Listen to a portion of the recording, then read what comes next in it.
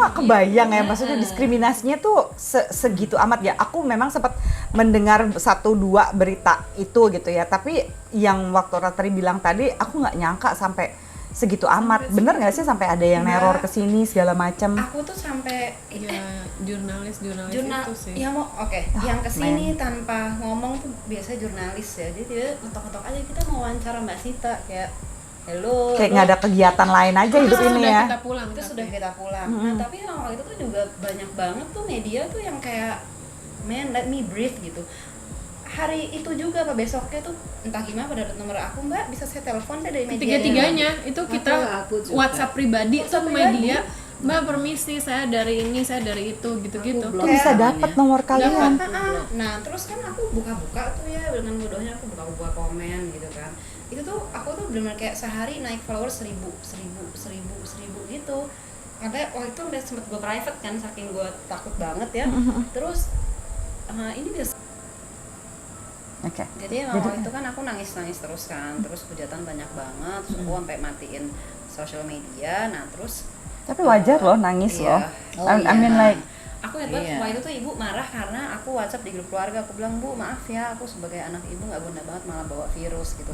Jadi emang itu aku merasa bersalah banget karena kebawa omongan netizen yang nyalain aku ya kan. Jadi teman-temanku semua masuk tuh aku WhatsApp satu-satu, aduh maaf ya lo jadi ketularan gue gitu, maaf ya lo jadi ketularan gue gitu. Untungnya mereka nggak bego kayak aku gitu kan. Jadi memang oh my god Sita ini virus nggak ada yang tahu juga siapa yang kenal duluan gitu, udah santai aja gitu kan. Nah jadi waktu itu terus akhirnya Mbak Ratri nelpon kan, Dek, apa di grup ya, gue lupa ya, pokoknya Dek ini kan lo udah terlanjur ke blow up, so let's just use your social media untuk positive campaign gitu. Antara gue bilang gini, udah Sita nggak usah pikirin social media, tutup dulu karena you are very depressed. Jadi terus gue bilang aku mulai positive campaign-nya karena kan orang-orang jadi banyak yang nanya. Tadinya aku pakai Instagramku yang ya lah paling cuma 1000 followers gitu, cuma untuk update teman-teman, kan capek tiap kali pegel banget semua gitu nanya. Jadi aku mulai bikin story, belum pernah aku pakai story. Aku bilang ke Sita, lo mendingan ini aja deh, repost materi gue aja. Jadi aku mau bikin biar nggak usah mikir 2 kali juga kan. Dan juga kan mereka negatif banget. Jadi aku bilang ya udah lawan pakai positivity aja. Jadi tiap hari ya kita seolah kayak hidup kita baik-baik aja gitu. Tapi emang baik-baik aja, ngerti nggak Mbak? Pas itu tuh kita sebenarnya selain Sita ngerasa down dan mentally depressed, tapi secara fisik, secara klinikal tuh kita semuanya membaik, dan itu tuh distorsi medianya tuh buruk sekali. Jadi kita kan juga sebel kayak siapa sih yang lo beritain di TV orang kondisi kita nggak kayak gitu. Infonya ini sudah ditemuin. Sekarang pasien 1 sudah tidak sesak nafas, hanya tinggal demam. Terus kayak kapan gue sesak nafasnya gitu. Terus pasien 3 aku itu juga tidak ada hubungan darah, tidak serumah dan pasien 1 dan 2 gitu. Padahal fotoku sama ibu tuh juga viral. Jadi temenku mikirnya aku yang nomor 1 karena ada orang ngambil foto dari Facebookku gitu, dan itu disebarin, ini Sita, padahal itu aku gitu. Jadi semuanya udah violation of privacy pas gitu. Aku bilang ke dokter awal kan aku bilang orang Jepang, tapi aku nggak bilang gendernya kan. Nah tentunya media sama publik mikirnya itu laki-laki. Oh my God. Gila, kita dibilang aku juga dengarnya laki-laki. Iya, penari sewaan, bahwa ini transaksi seksual di Depok. Padahal aku lagi di kos. Terus yang parah tuh karena temenku tuh marah banget karena ini maaf banget ya, Terawan itu ngomong seperti dia ditanyain gitu ya, lagi ada press conference. Kita nggak ada yang dengerin berita, kita lihat, tapi dia bilang itu ada yang nanya, ini orang Jepangnya WNA-nya teman baik ya Pak? Ya gimana sih temen, ya kan pasti datang ke rumah ya pasti teman baik dong gitu. Berarti itu dari mana? Ya enggak. Ya jadi kan asosiasinya udah mereka asosiasi laki-laki nginep sini, ibu mungkin janda, anak-anak cewek, udah pokoknya. Iya udah kacau. Another diskriminasi lagi ya sih friends ya ampun. Jadi emang waktu itu terus omongannya gitulah ya, kita pernah sewaan, transaksi di rumah segala macam, makanya kena COVID. Nah pas aku klarifikasi bahwa ini perempuan, dibilang kasus 1 adalah lesbian, jadi kontak lo nggak jauh-jauh dari keselangkangan nih, mohon maaf gitu. Iya dong. Laki salah, perempuan salah, maunya apa sih Anda? Apa sih netizen gitu kan. Ya itu parah banget sih, soalnya aku tuh sampai dapat mention komenan di ini aku tuh tulisannya kayak gini, perkara ngewe. jadi bawa COVID ke Indonesia. Ini pasti Jokowi udah jilat Mekilo ya, Pecun gitu. Ini pelacurnya Muldoko gitu. Terus kita Tapi dibayar berapa? Dibayar belakang ini tiga apa sih? Tiga itil. Tiga itil dibayar Jokowi berapa nih? Ini artis sinetron dari mana nih? Masa keluar sakit langsung sehat, langsung pada cantik-cantik? Udah cair berapa? Maaf ya begini. Oh my god, segitunya. Selangkangannya dibayar berapa nih? Selangkangan dibayar berapa? Udah gitu. dijilat ya Mekinya sama Oh Jokowi. my word. Gila ya. Padahal yang Dan mana Kita kita boleh sekasar Dan apa itu nih? kan Cek itu aja. kan itu akhirnya udah ya kan, akhirnya aku sama Sita dikeluarin tanggal 13. Terus kita deg-deg banget nih, ibu kenapa, orang ibu sehat gitu, dan mereka waktu itu hati-hati banget sama ibu. karena umur kan. Ternyata setelah ibuku oke, jadi gini, terus kan direktur RSPI nelpon Sita bilang ini diundang sama Menkes sama Pak Jubir, siapa Pak Yuri siapa ya? Pak Yuri Jubir yang Menkes itu untuk press conference di RSPI. Terus kita kayak ngapain press conference kalau ibu nggak ada gitu, nggak usah lah. Jadi kita nggak mau nerima Nah, dilalah 2 hari kemudian pas Boleh kita keluar. nyampe ke RSPI ibu keluar. Nah itu Paginya ibu negatif. ibu nekat, pokoknya malam itu 24 jam tuh ibu pokoknya minta dibawain kebaya aja Kita gitu. bikin kebaya. Bikin kebaya Nah, untuk Ibu Pertiwi, untuk berterima kasih ke Ibu Pertiwi. Jadi kita sulap dalam sehari jadi di kebaya. Ada temen aja yang bikin gitu, intinya kita pakai kebaya udah ya. Nah ternyata pas conference itu tuh kayaknya emang aku tuh punya teman-teman jurnalis tadi kan, terus aku tahu nih situasinya kayak ini kalau kita ada salah ngomong atau apa, sebenarnya ini kesempatan kita ngomong kan. Ngapain kita cuma dipejeng Straight doang things gitu. up ya. Jadi terus kita bilang kita mau ngomong dong gitu ke protokolernya Menkes itu. Iya, iya, Jadi iya. terus aku dikasih guidance sama temenku, terus kita bagi-bagi porsi karena kan porsi ngomongnya paling cuma sedetik gitu. Iya. Jadi waktu ibu bilang ibu pengen terima kasih ke suster, ke ke Susternya baik-baik ya. Iya, tim medis, kesehatan, tim medis. dan Insentif supaya untuk dapat tim medis. insentif.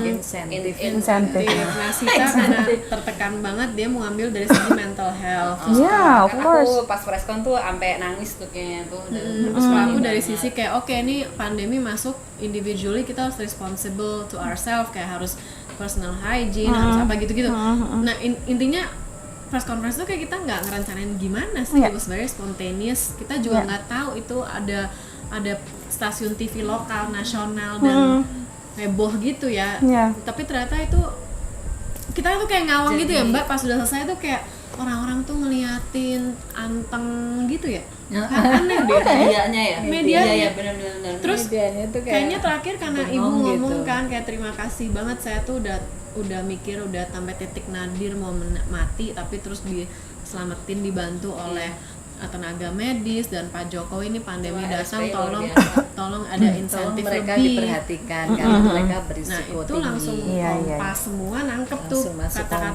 Kompas, ibu. langsung mau Itu dikasih di YouTube insentif. langsung dalam sehari 4 juta viewers. Kita lagi-lagi nggak tahu karena kita emang kayak aku Atta Halilintar aja nggak tahu siapa, dunia YouTube aku nggak tahu apa gitu. Jadi Iya, kayak lempeng we aja were lah very ya. naive gitu. Dan kita kayak pulang aja, aduh ya ampun seneng ya ibu udah pulang. Sama keluarga Waktu hidup itu- normal. Oh, tidak Ferguson. Waktu Tidak itu tuh normal. orang-orang kan kayak Ratri, ibu sama Mas Sita mau nuntut nggak nih pemerintah, kan our privacy was violated, kita nggak pernah sekalipun dapat rekor medis kita, mana tuh hasil kita positif gitu loh.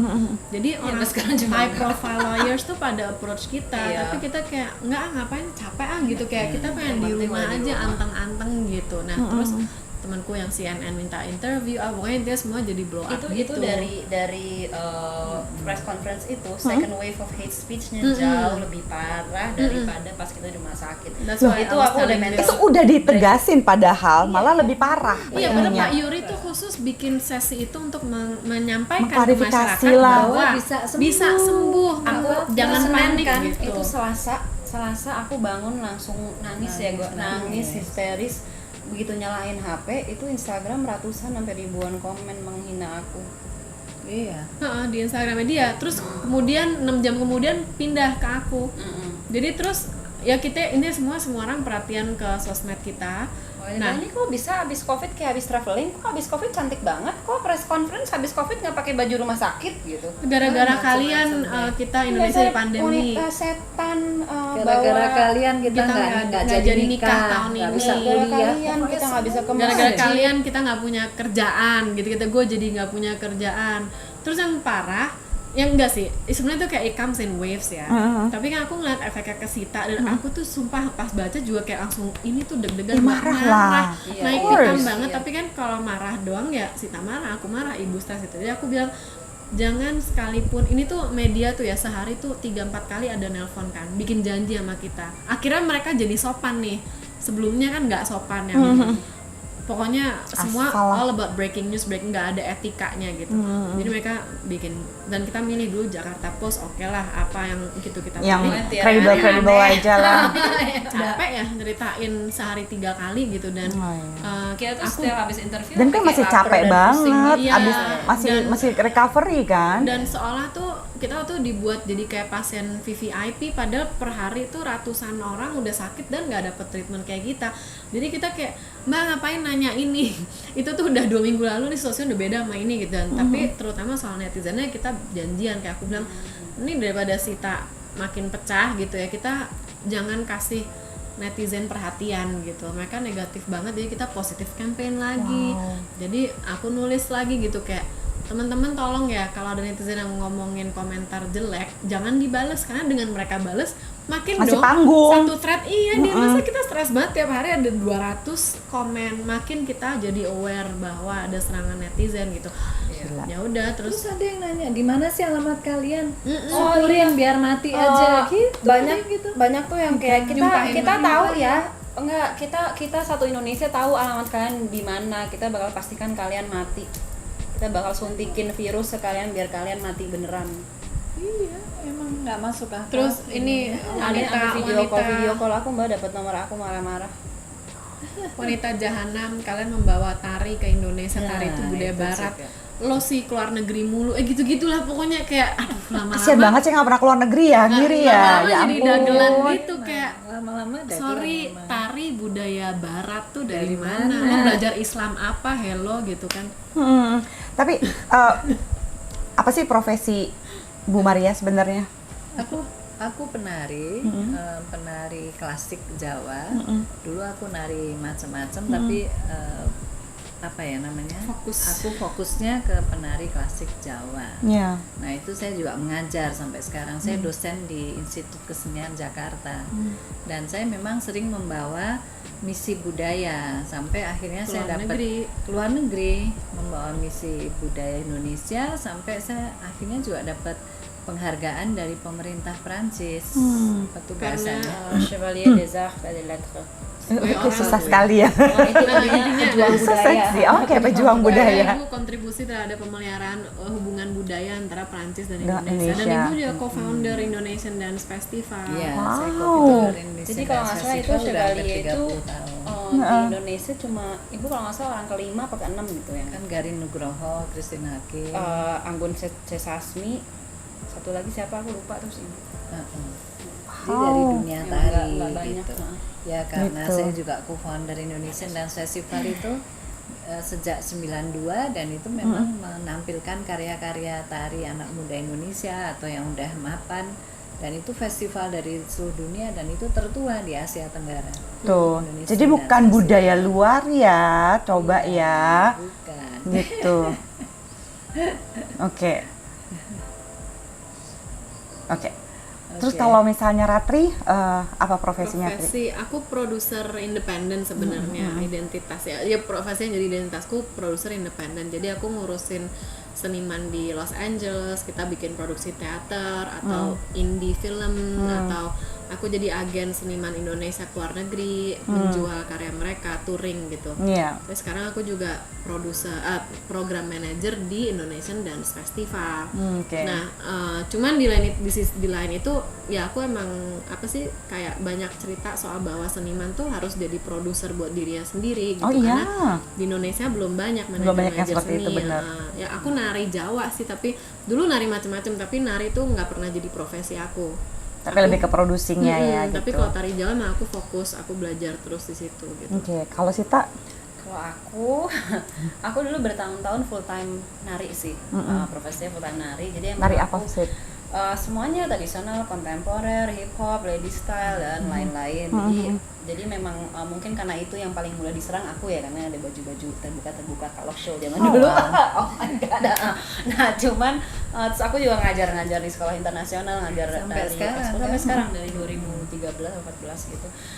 Dan dulu ya sebelum pandemik juga aku suka bawa kesana Indonesia ke luar negeri sih sebagai penari maupun project manager biasanya gitu. Aku sempet organizing cultural festivals juga, cultural events gitu. Sekarang juga meskipun ada kerja sama restoran itu misalkan ya itu aku bawa pertunjukannya gitu. Indonesian Dance Festival juga aku sempet kerja juga, So, gimana Z-Friends setelah melihat ini? Jadi kenapa aku mau mewawancara mereka bertiga? Karena aku tahu diskriminasi itu banyak sekali dan mengetahui ya yang namanya netizen itu kadang-kadang suka kejam. Ingatlah bahwa ketika ada sebuah berita gitu yang sampai kepada diri kita, kenapa sih penting untuk ngecek hoax ya? Kenapa penting untuk tidak memberikan diskriminasi pada sesuatu yang tidak kita ketahui gitu? Dan kenapa juga penting untuk memahami manusia itu secara utuh, nggak bisa cuma dari ngambil nyomot sini pengetahuan ini gitu ya. Dan jangan lupa gitu ya, feeling kalian itu bukanlah fakta ya. Jadi apa yang kalian rasakan dan apa yang kalian pikirkan gitu ya, common sense juga bukanlah fakta. Kalau kalian pikir logikanya kan begini, logikanya siapa? Ya, selalu ngecek dan recheck lagi bahwa ada manusia di balik ini gitu yang kalian sakiti gitu ya, dan mengganggu mental health-nya hanya karena ketidaktahuan. Jadi sekali lagi kalau misalnya nggak tahu, belajar untuk mencari tahu, belajarlah tidak menyebarkan hoax gitu ya. Di saat pandemi ada banyak sekali hal yang bisa kita lakukan untuk saling membantu, seperti yang Ratri juga sudah berapa kali tadi dia mencoba, yuk kita coba bertindak positif. Ini beda banget dengan toxic positivity. Saya juga pernah ngomong kan di YouTube ya, Z-Friends. Jadi dengan membawa perspektif ini, saya ngajak semua Z-Friends untuk tidak memberikan stigma ya kepada siapapun berhubungan dengan gendernya, berhubungan dengan pekerjaannya, berhubungan dengan apa yang terjadi pada mereka. Ini nggak kayak Sita bangun pagi-pagi lalu berharap, aduh semoga gue kena COVID sehingga gue tertenar. Nggak ada yang begitu ya. Nggak ada orang yang mau kena COVID dan nggak ada yang bisa milih, oke, COVID gue nggak mau kena, like halo gitu ya. Itu bukanlah pilihan mereka. So thank you banget ya Sita, Ibu Mari sama Ratri. Itu semoga ya, aku mau bilang yang lain-lain juga bukannya jahat ya. Semoga diberikan banyak kebaikan gitu ya atas kemarin yang terjadi. Saya nggak tahu maksudnya Tuhan apa, bagaimana universe itu bisa, kenapa ini bisa terjadi pada kalian. Tapi for some reason kalian jadi punya apa ya, mungkin kedekatan-kedekatan yang bisa diceritakan. Itu momen-momen itu yang luar biasa gitu ya menurut aku. Dan semoga orang-orang yang jahat di luar sana ya gitu, ketika kalian mengalami, semoga kalian mendapatkan support seperti yang bisa mereka dapatkan satu dengan yang lain, meskipun juga atau dari keluarga. So thank you banget Z-Friends, terima kasih untuk menyimak Z-Talk bersama saya Zoya Amirin kali ini.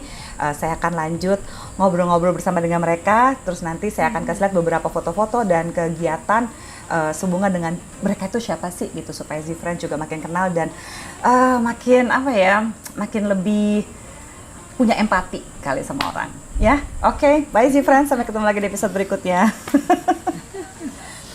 Wow, gila ya.